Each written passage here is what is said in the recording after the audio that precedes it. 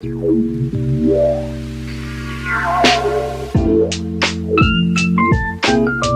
everyone, welcome back to my channel. It is Drew here from Lone Fox, and today I have another IKEA hacks video for you. I get requested to IKEA hacks all the time, and honestly, walking around IKEA and looking for projects to create is one of my favorite things to do. I always find so much inspiration there, and I get very creative when I go. So all around, it's a win-win for both of us because I have 4 really exciting projects for you guys today. Now, the crazy thing is that I personally was able to film all 4 of these projects in just one day. I have never been able to film all my projects in one day. Traditionally, it takes me about 2 days to finish all my projects, which means that these projects are super achievable, but at the same time, they're also very impactful. Like, they're a great change from the original, and I think that you guys are going to love them so much. Now, if you are not a part of the Lone Fox family, you're missing out. Make sure to click that red subscribe button. Also, click the bell icon next to the subscribe button. That way, you are notified every time I upload a brand new video. And also, guys, don't forget to follow me over on Instagram. I post so much more DIY content over there. It is Lone Fox Home. And I've also recently been so into TikTok, you guys. I posted like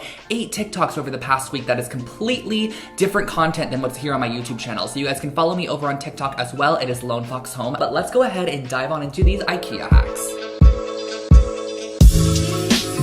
Our first project here is such a cute pillowcase, you guys, and I got inspo from this one right here, which I'll link below for you guys. I found this on Wayfair's website, but it was like $160 for the pillow, and I was like, we could totally recreate this with an IKEA pillowcase. So I'm using the Vigdis pillowcase by IKEA, and I'm also getting some tone-on-tone yarn. Now, you could totally adjust this. You could have this be colored, or you could have it be, you know, tone-on-tone like I'm doing, but I'm going ahead and I'm grabbing 3 strips of yarn here. These are probably about 2.5 yards each, and I'm going to be braiding these into a long section because we're going to need multiple braided sections of yarn, which we're then going to be able to use to create the design on the front of the pillow. So the design is totally optional as well. I'm going to be following a similar motif as the original pillow that I shared with you guys from Wayfair. But as you can see here, I'm just going through and doing a simple braid. I honestly don't even know how to describe how to do a braid. All you have to do is bring your right strand over the middle, your left strand over the middle, and repeat all the way down until you have your braided section.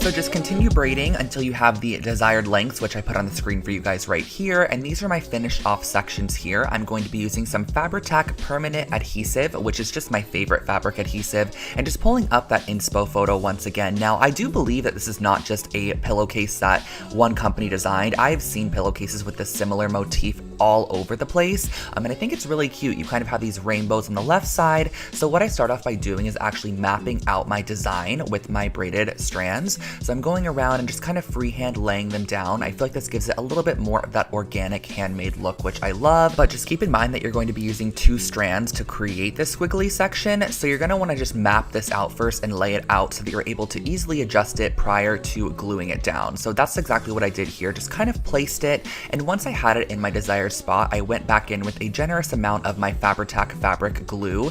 And I can tell you guys right now, this is about 2 weeks after filming this video that I am doing this voiceover, and my pillow is in perfect condition. I have been putting it on my bed for the past 2 weeks, and it is so cute. I'm just obsessed with it. The Fabri-Tac adhesive really holds it down as well, but if you want to, you could totally go in there and sew it.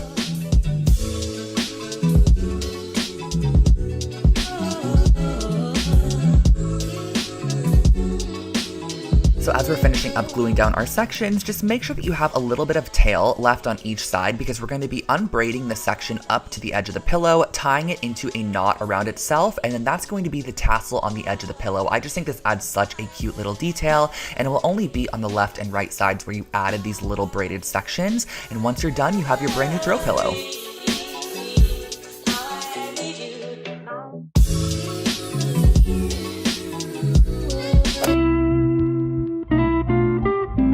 For our second project, I came across this Ivar shelf unit side piece while I was rummaging around the warehouse section of IKEA. I had no intention on purchasing this, but when I saw that they were sold separately, I ended up buying one. I brought it home and I started drilling through every other hole in this shelving unit. So basically the interior section here already has these pre-drilled holes, which basically determine the different heights that you could put your shelf at once you had 2 of these on either side of the unit. But I just went ahead and drilled fully through the holes, and then on the back side, I flipped it over and re-drilled through just to make sure that we had a section which we could then go back through and thread some string through just to make a little bit more detail on the edge of this blanket ladder, which you guys are going to see.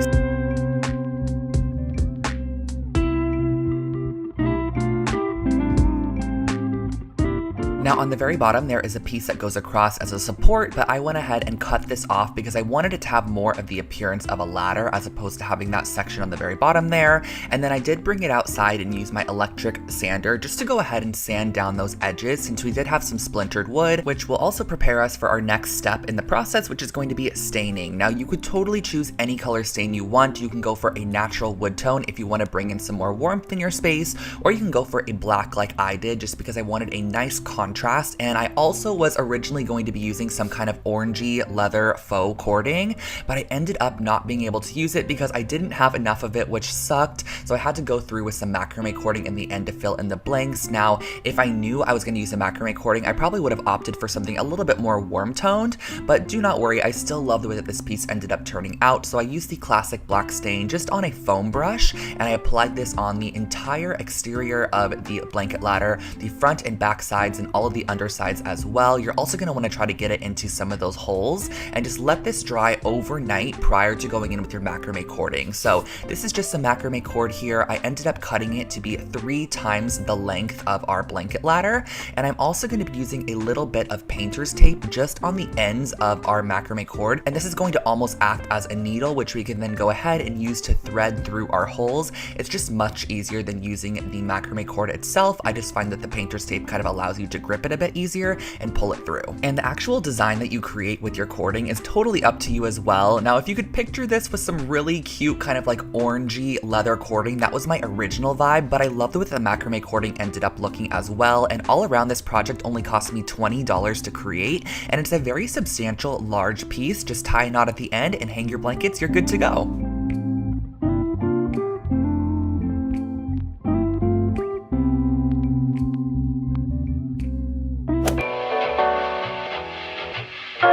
One of my most requested IKEA hacks is to create more versions of the Lowell House rug, which I have done a couple times on my channel here. I've showed you guys how to create your very own designs and patterns on top of them. So this is basically a braided jute rug, and what I started off by doing was actually cutting a 12-inch strip of painter's tape and applying it to the exact center of our rug. We're going to be working from the middle out. So once you have your middle piece stuck down, I'm actually counting 2 knots out from the edge of the tape, and I'm applying a new piece of tape. So every single revealed section that is not covered with tape will be the width of 2 knots, which you can kind of see in the video here. As you can see, everything is just 2 knots wide, and then I'm adding my painter's tape, and this is just a very, very repetitive pattern from here on out. You're going to start off with something like this, and you're just going to continue adding sections like this, making sure that you're spacing them out every 2 knots, because the 2 knot sections that are not covered in tape are actually going to be spray painted, and that's going to be what reveals our design into the end. So I work from the middle out, ensuring that I'm spacing them out pretty evenly. Now, some of the knots, because this rug is kind of organic, will require you to space them out kind of just freehand, if that makes sense. Not every single double knot is going to be the same width, so just kind of keep in mind as you're placing down your tape to follow a similar width as the one prior, just to create a very cohesive design in the end.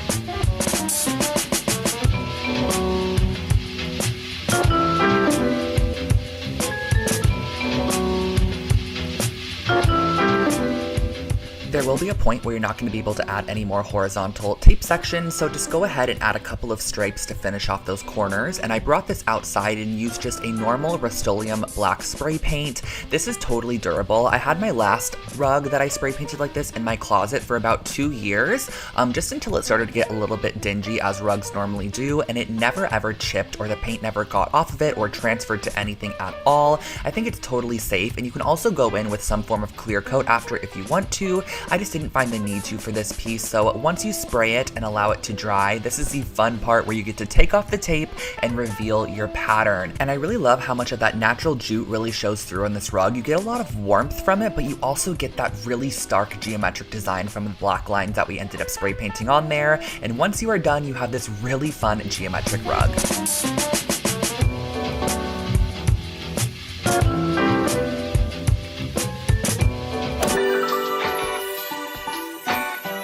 You guys know I had to save my favorite for last, and we're going to be starting off with 2 of these wooden mixing bowls along with the Hema light cord from IKEA. Now I'm going to go ahead and grab the 1 5/8 inch drill bit from this drill bit set that I have, and we're going to be drilling through the top of these wooden bowls, which is actually very, very simple to do. I'm going to be drilling right through the middle of the large bowl and also right through the middle of the small bowl as well. Now once you have those holes done, you're going to go ahead and grab some jute cording or whatever cording that you have, and I have these little wooden beads here which I've had in my stash for a while. I'll link the exact ones below for you guys, and I'm going to go ahead and just string on probably about 20 to 25 of these beads because we're actually going to be using this as a little accented detail. So once you have those on your strands, we're going to hot glue together our bowls in this fashion here, making sure that the holes line up so that our light cord can go through the center. And then our little beaded section is actually going to go right around the middle there, so you don't have to worry about any excess hot glue because this will totally cover it up. All you need to do is tie your cording together, cut the knot, and the knot will be hidden in the center of those large hole beads there. So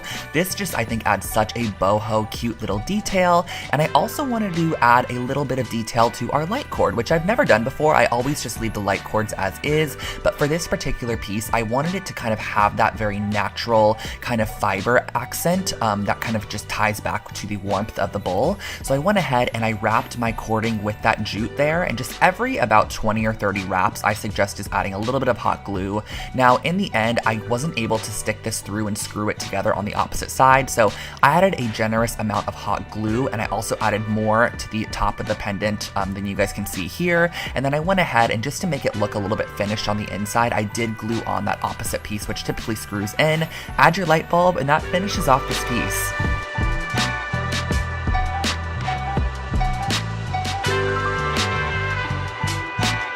And you have made it through another episode of IKEA Hacks. Thank you guys so much for the constant support on this little series here on the channel. I absolutely love going to IKEA and creating products for you guys, or not products, well, taking their products and creating projects, if you know what I'm talking about. If you are not already part of the Lone Fox family, make sure to click that red subscribe button. It is 100% free, and I post brand new home decor and DIY content every single week here for you guys, and I would love to catch you guys here on the channel next week. So I will go ahead and let you guys go. I hope this video was inspiring for you, and let me know if you recreate any of these DIY projects by hashtagging Lone Fox Home on Instagram. I love being able to see your guys' creations. Thank you so much for watching, and I'll catch you in my next one. Bye, guys!